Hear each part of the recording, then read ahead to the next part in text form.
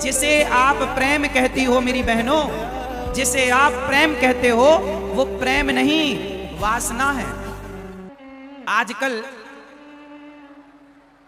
जो लड़का जो लड़की स्कूलों में कॉलेजों में जो प्रेम करते हैं, क्या वो प्रेम है? लेकर के भाग जाते हैं एक दूसरे को, कहते हैं कि हम प्यार करते हैं। क्या इसका नाम प्रेम है? प्यार है? बोलो हाँ या ना, जोर से।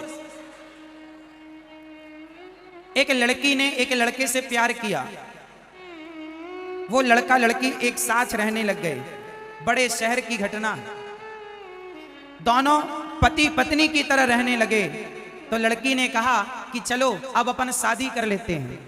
तो लड़के ने कहा हम शादी नहीं कर सकते तुम्हारे संग। अरे तो तुम तो हमारे संग पति की तरह रह रहे हो, हमारे शरीर का शोषण कर रहे हो।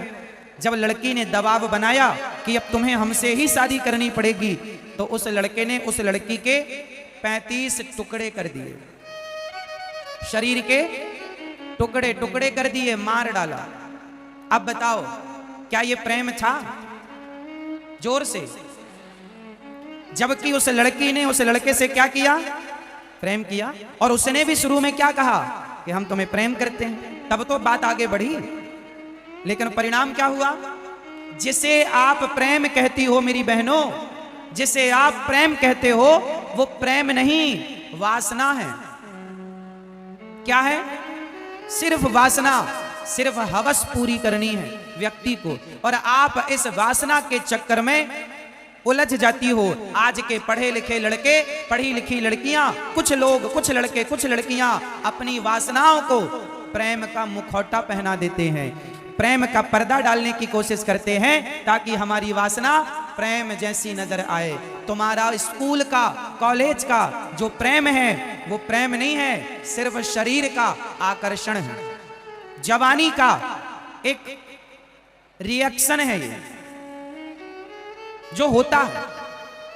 इसलिए संस्कार चाहिए होते हैं। इसलिए आप अपनी पढ़ाई के समय पढ़ाई करो, और विवाह करने के बाद अपने शरीर को किसी, जब शादी होती है ना तो स्त्री के शरीर को उसका पति टच करता है, स्पर्श करता है। यदि तुम्हारे शरीर को किसी पर पुरुष ने स्पर्श कर लिया, तो किसी के शरीर को कोई भी स्पर्श कर रहा हो तो उस स्त्री को वैश्या कहा जाता है।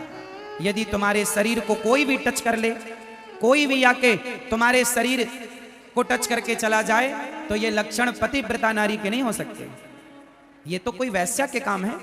तो तुम पढ़ने गई हो अपना चरित्र बिगाड़ने नहीं। इसलिए शिक्षा जितनी जरूरी है, उस शिक्षा से कहीं ज्यादा जरूरी आपका कैरेक्टर है, आपका चरित्र है। वो शिक्षा किस काम की? जिस शिक्षा में आपने अपने चरित्र को बिगाड़ लिया। इसलिए आपका चरित्र आपकी सबसे बड़ी संपत्ति है।